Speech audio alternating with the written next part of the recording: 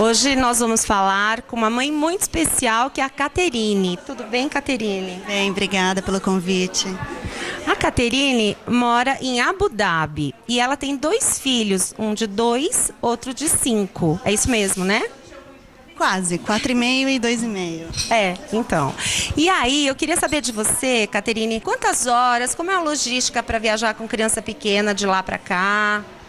É uma viagem muito longa, muito cansativa para as crianças, são quase 15 horas de voo. É um voo direto e ainda por cima um voo diurno, né? Enquanto as crianças estão super acordadas. Não é fácil, a gente precisa ter muita paciência, mas as crianças contribuem e a gente faz o sacrifício para vir e ver a família, os amigos, a gente tem que fazer esse sacrifício. Agora, você teve uma filha em Abu Dhabi, né? Como foi a experiência de ter a filha lá? Como é o hospital de lá, o atendimento? Muito diferente daqui ou não? Não sei, não tive nenhum filho aqui ainda no Brasil e também não pretendo ter mais filhos, mas a experiência de ter filho nos Emirados foi muito boa. Eles são super a favor da amamentação no hospital e eles incentivam esse contato com a criança. Foi uma experiência incrível e tem muitas mães de lá, brasileiras, que chegam e fazem essa pergunta: será que eu tenho filho aqui, eu volto para o Brasil? E eu recomendo que tenham filhos lá, porque a experiência é impressionante, é maravilhosa. E isso é uma coisa que a gente prega no nosso programa, o parto natural e o aleitamento materno. Agora, Catê, você me falou que lá também tem as doulas, né? Sim, tem as doulas, elas te acompanham do momento que você ingressa na maternidade, elas te dão toda a orientação de tudo que se refere ao parto, à amamentação, até você voltar para casa, e ainda fazem um follow-up com você quando você chega em casa, te telefonam, perguntam se você quer uma visita. É incrível, é uma experiência única. Ai, que delícia isso, saber que tem isso em vários lugares do mundo é muito legal. Agora, me conta como é, que é uma cultura muito diferente da nossa, né? Como é a história com as crianças, de ver as vestimentas diferentes. Aqui no Brasil a gente faz muito barulho de uma maneira geral em lugares públicos. Eu não sei se lá também se faz tanto barulho. Como é essa situação de diferença em relação aqui?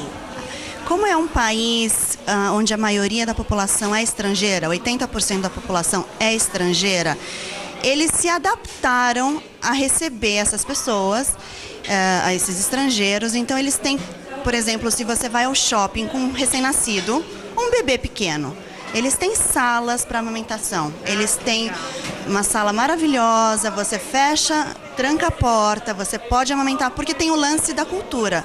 Amamentar em público não é uma coisa tão fácil como é aqui. Aqui a mãe não tem pudor, não tem vergonha. Lá é um pouco diferente. Lá é uma cultura mais conservadora. Então a gente não pode simplesmente amamentar em público. Então a gente vai para uma sala, ou então muitas mães se cobrem, usam aquele lenço de amamentação e tal, e tudo bem. Mas como o país é conservador, as pessoas tendem a não se esconder, mas tendem a ficar mais reservadas nesse momento. E eles propiciam isso. Os lugares públicos oferecem isso. Então não é tão difícil fazer todo esse processo de amamentação com a criança. Agora, em relação ao barulho, lá eles fazem barulho como a gente aqui em lugar público, é mais quieto? Como é isso? Com as crianças, eu quero dizer. Sim, as crianças vão ao restaurante com a família, as famílias são grandes, 4, 5 filhos, então é um lugar barulhento? É um lugar barulhento, não tem, sem dúvidas.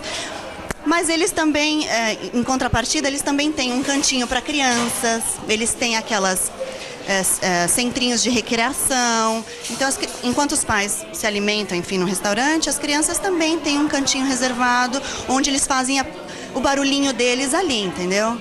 Mas é um lugar movimentado, é um lugar com barulho, sim. Agora, em relação à escola, como foi a escolha da escola? Você pode ir em qualquer escola que você quiser lá, tem que ser perto da sua casa. E aqui a gente tem aquela coisa de abraçar muito, dar beijo, essa coisa toda. Mesmo quando você leva um filho pequeno na escola, a professora recebe às vezes com abraço, beijo. Como é essa questão lá? É um país muçulmano, é muito conservador. Você pode oferecer afeto em público se for para o seu filho, sim. Mas não para o seu parceiro, não para o seu marido, não. Existe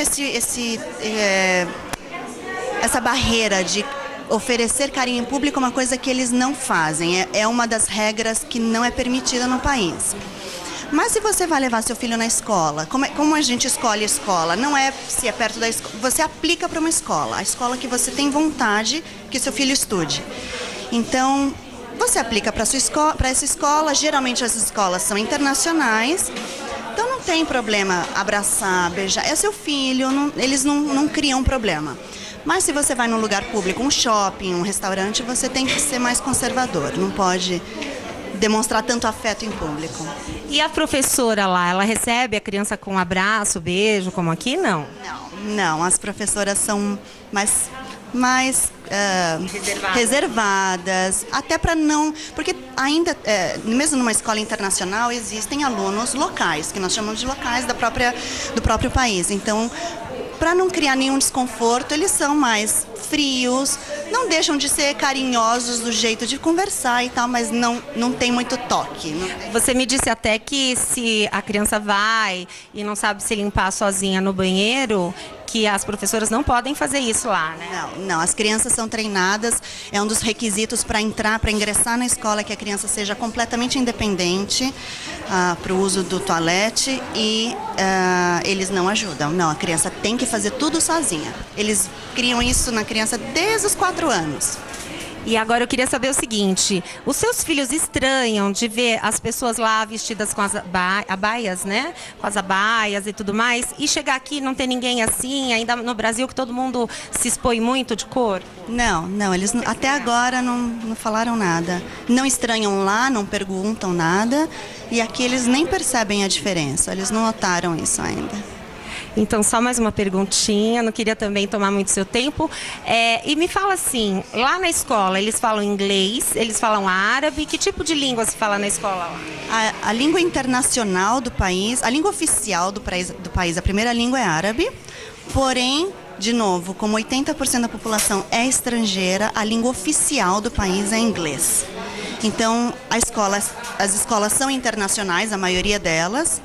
Então, o idioma oficial é inglês e eles aprendem árabe no currículo porque é obrigatório. É obrigatório você aprender um pouquinho da língua deles, né? Não dá para aprender tudo, eu acho, para o estrangeiro, mas eles aprendem sim. Tem aulas 2, 3 vezes por semana de árabe. E você fala árabe? Não, é muito difícil. Só algumas coisinhas. Se seu filho te perguntar coisas em árabe ou falar em árabe, como é que você sai dessa história? O básico que a gente aprende com eles, ensinando, vendo coisas que vêm da escola, as cores, os números, os cumprimentos, são as coisas mínimas e básicas, mas conversar é quase impossível. E quando eu estive lá, eu vi que as casas todas têm janelas super pequenas, que é bem diferente daqui do Brasil. E eu sei também que vocês têm tempestade de areia lá, e a gente não convive com essa realidade. Como é para vocês isso? É um sentimento esquisito, porque, né, vindo da América do Sul, as chuvas quase, né, constantes e tal, e chega lá e quase não chove, mas tem a tempestade de areia que pelo menos assusta, e toda semana quase. É uma sensação esquisita, mas a gente aprende a conviver com ela, assim como aqui, quando tem as enchentes das chuvas e tal, a gente se precave de algumas coisas, né? E de sair, por exemplo, dirigir muito quando tem tempestade de areia, a gente se adapta ao mundo. Em relação às janelas, a sua casa tem janela pequena também? Tem janela pequena. Mas como a dos árabes, que são todas bem pequenininhas? O grande fato das janelas e as portas, enfim, as janelas serem pequenas é para bloquear um pouco o calor que faz durante quase o ano todo.